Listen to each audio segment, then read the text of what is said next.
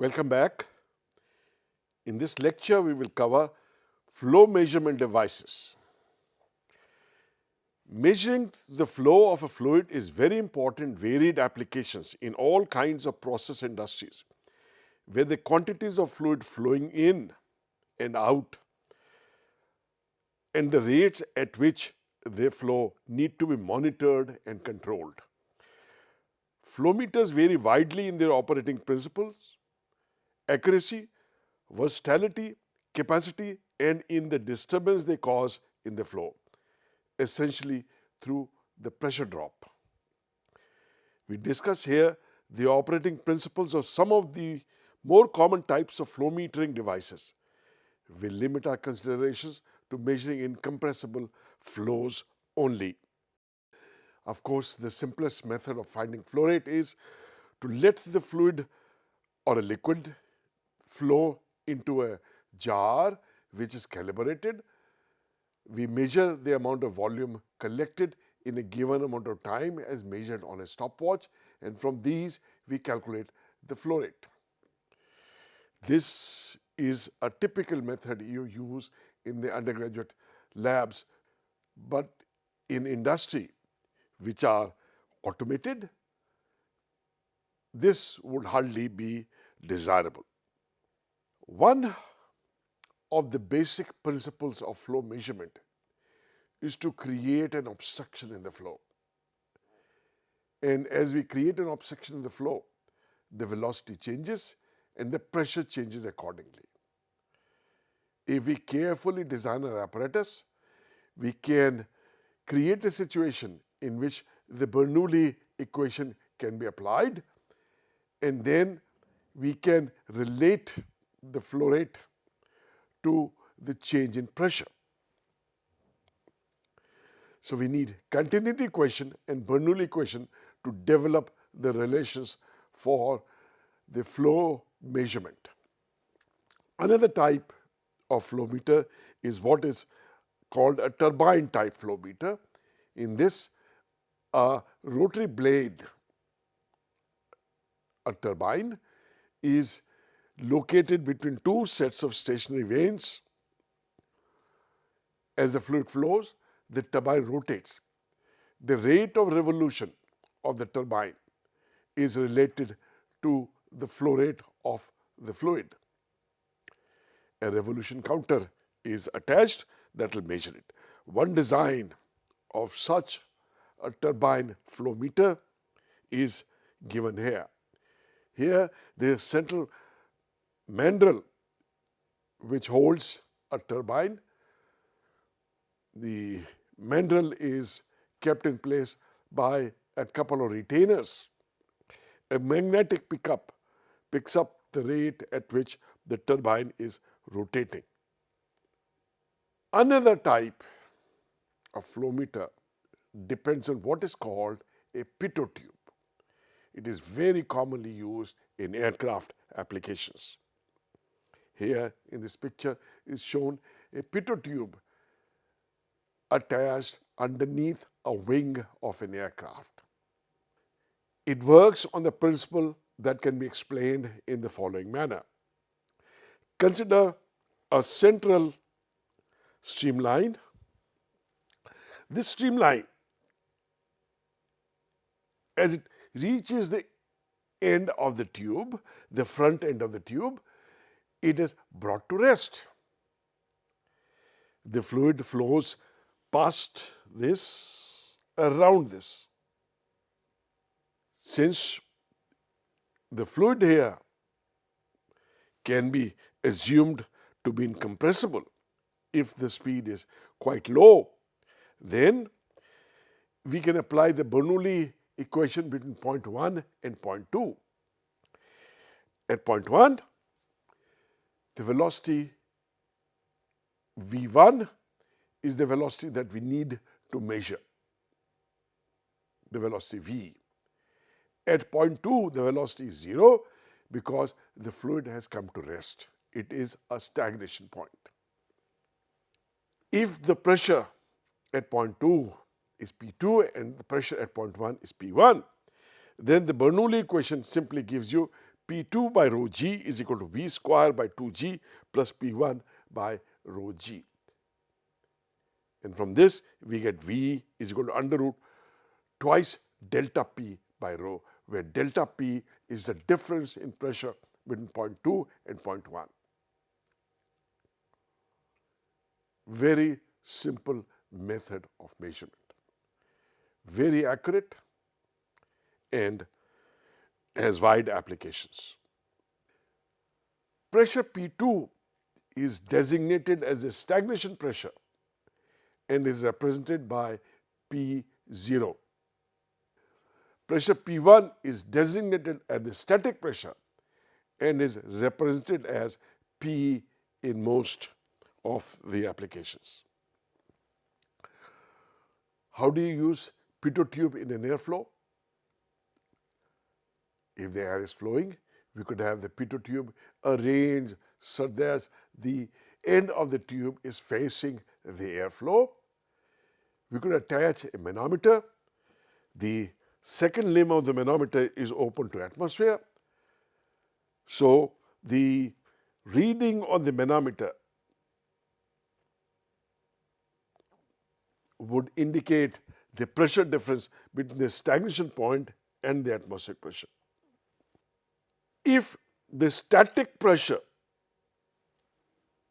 in the tube is atmospheric pressure, then this difference of pressure that this manometer measures is directly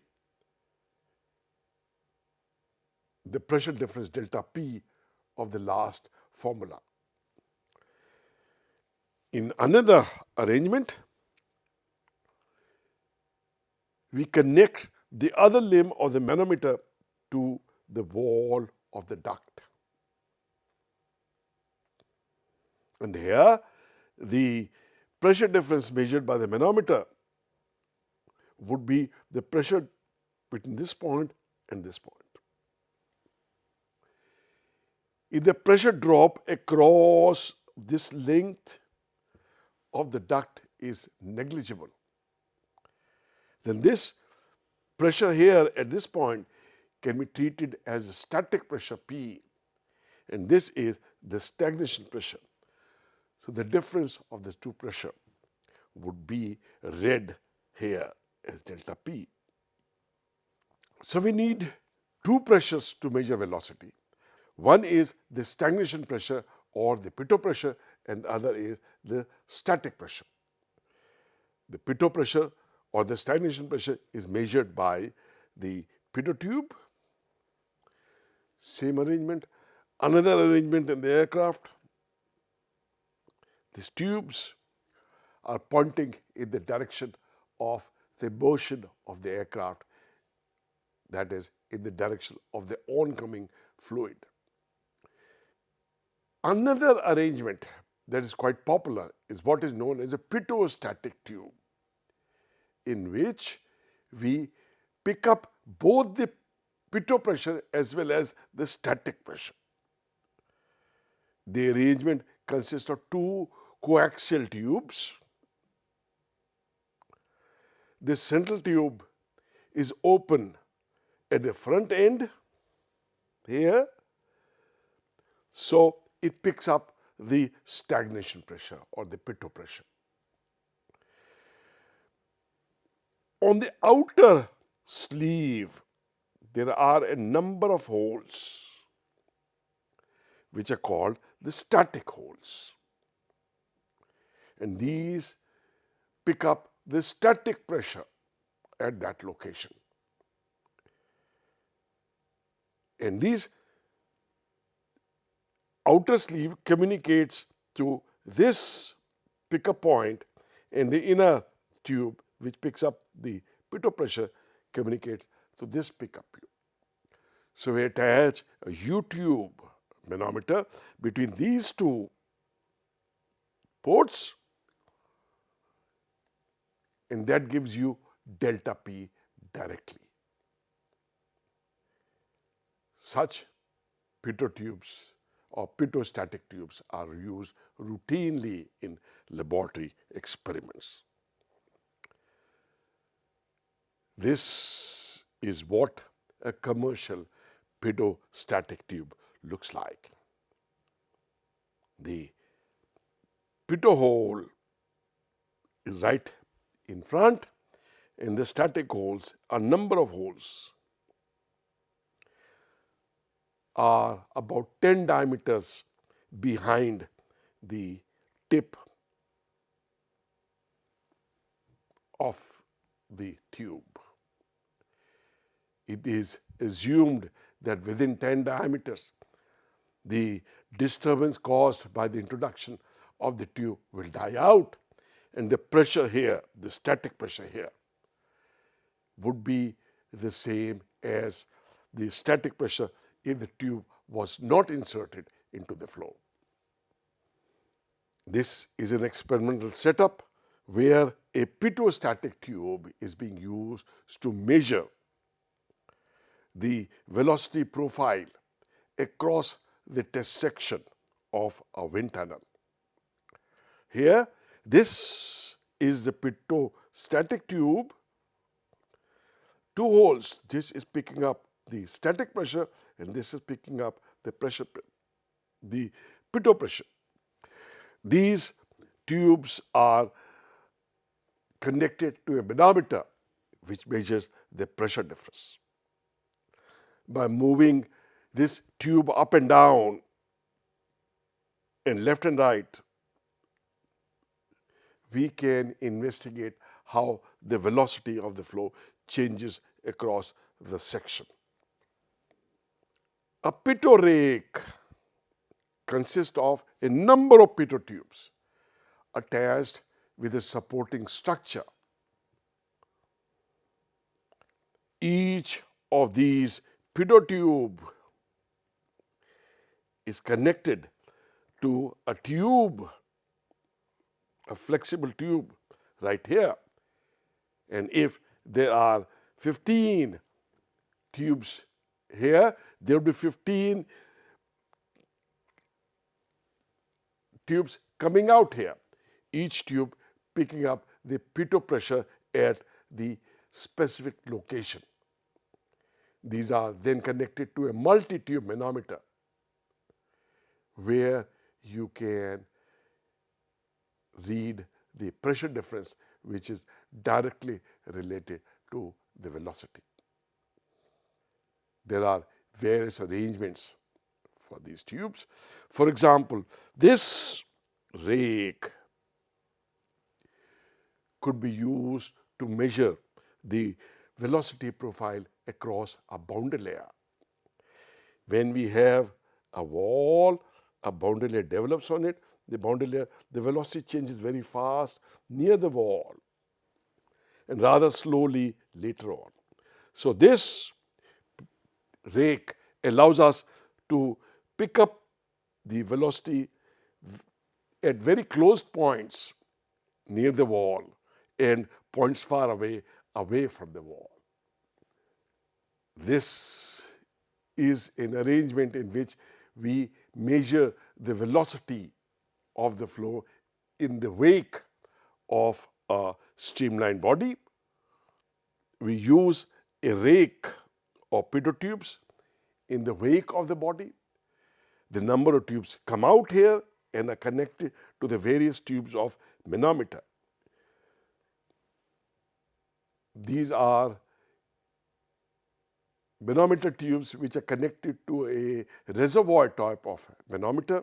The first picture is about a turbulent wake, and the second picture is about a laminar wake. For measuring the airspeed of an aircraft, we need a pitot pressure, but we also need a static pressure, a pressure in the atmosphere which is not disturbed by the presence of the aircraft. It is a difficult proposition, and various methods are used to pick up the static pressure. One of the more common methods is to have static holes on the nose or near the nose of the aircraft in the fuselage of the body. So these are a number of static holes.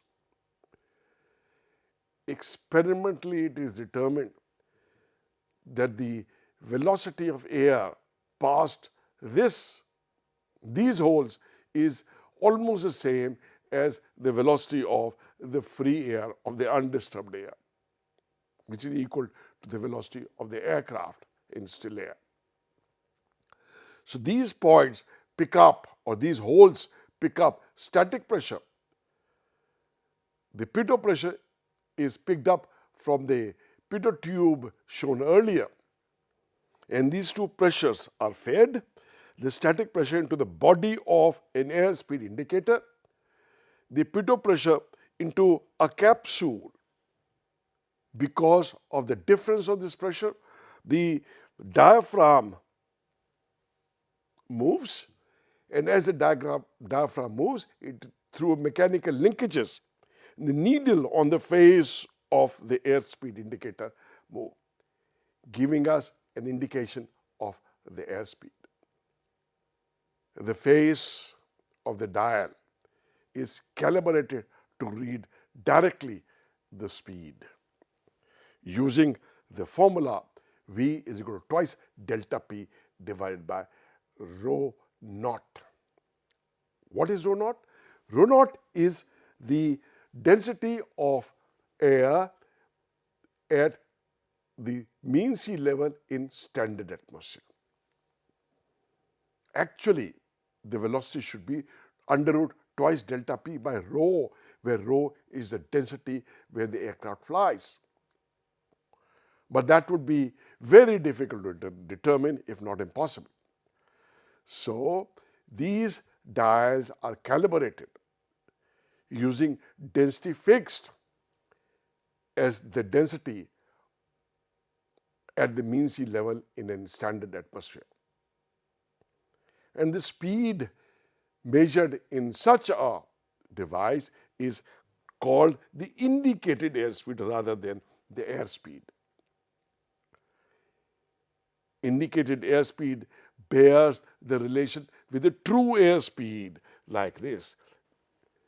When we fly at an altitude, the rho is less than rho naught, and so V true is more than the indicated airspeed. This gives you some idea of the airspeed, not the true speed. But fortunately, from the pilot's perspective, this indicated airspeed has more significance about the performance of the aircraft. And so, this is a very good indicator. The speed at which the aircraft stalls does not depend upon the true speed, but it depends upon the indicated airspeed.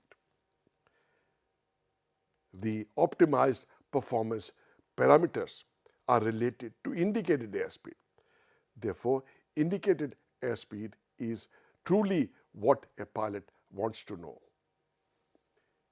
Pitot-static tubes are generally very reliable as velocity pickups, but need to be used with care. The following are some considerations that are important.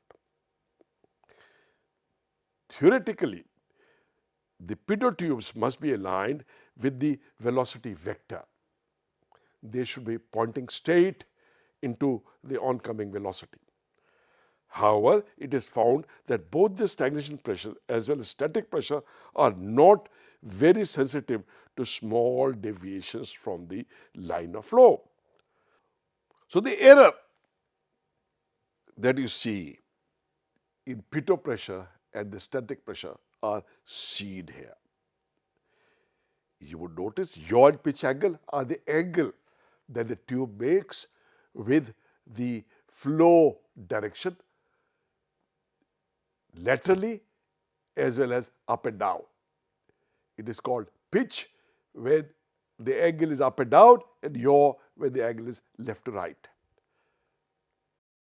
It should be noticed that the static pressure is a little more sensitive, but even for an angle up to plus minus 10 degrees, the Stagnation pressure deviates from the true pressure difference by no more than 1%, and the static pressure difference varies by no more than 3%. That are quite small for many applications.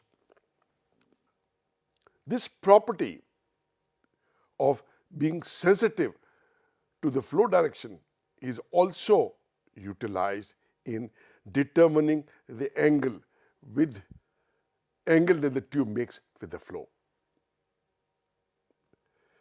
In this, we use a tube with one pitot hole and 4 static holes, 2 in the vertical plane, 1 at the top, 1 at the bottom, and 2 in the horizontal plane, 1 in front and 1 at the back. And we read the difference in the pressure between these static holes. If the tube is pitched up, that is, if its nose is tilted upwards, then the pressure at the bottom static hole is more than the pressure at the top static hole. If the body of this tube is yawed in such a manner that the nose is out of the plane of the paper and the tail is tilted backwards, then the pressure at the hole behind the tube is more than pressure at the front. These pressure difference then can be calibrated to give you the angle at which the flow occurs in relation to the axis of the tube. This is the typical plot of the yaw angles and the pressure differences that we observe in the flow. Using this kind of graph, we can relate the angle that the tube makes with the flow. Another cause of error is because the static pressure reading is sensitive to the distance of the probe from a solid boundary. This happens because the probe and the boundary form a venturi passage, a narrowing passage through which the flow accelerates, lowering the static pressure. Thus, if the tube is very close to the wall, then the flow here has this area to flow in. Underneath the tube, it is this area, a reduced area. So the flow will need to accelerate. The recommended gap is at least 5 diameters. The tube should be at least 5 its diameter away from the wall for an error of less than 1%. It is safer to use a spacing of 10 tube diameters. But this error is largely in the static pressure measurement. The stagnation pressure indication is generally error-free, or there is little error in the stagnation pressure indication. Turbulence affects the pitot-static tube readings by varying the effective angle of the velocity vector. As the velocity components fluctuate, the net direction of the flow also fluctuates, and this could cause error in the reading. However, if the turbulence is isotropic, the readings are quite insensitive to the level of turbulence. And since the isotropic turbulence is the most common type of turbulence, this is not of much consequence. Another cause of error is the time constant of the pitot tube. As the pressure changes in the flow, the fluid through the tubes, the pitot-static tubes and the connected tubes need to move. So also the measuring fluid, the gauge fluid that we use for indicating the pressure needs to move up and down. It will take time for the fluid to accelerate and then come to rest. This limits how fast we can take the readings. Or if we can take the dynamic readings at all. The time constant of a pitot tube is the time it takes to acquire a constant value. It depends on the inertia and the viscosity of the fluid in the pressure lines. It also depends upon the length and diameter of the probe, the length and diameter of the tubes connecting the probe to the manometer, and the displacement volume of the manometer. The time constant is quite negligible for probes down to about 3 millimeter diameters. It is between 15 to 30 seconds. It really is not negligible. So you'll have to wait for about 15 to 30 seconds before you take the reading.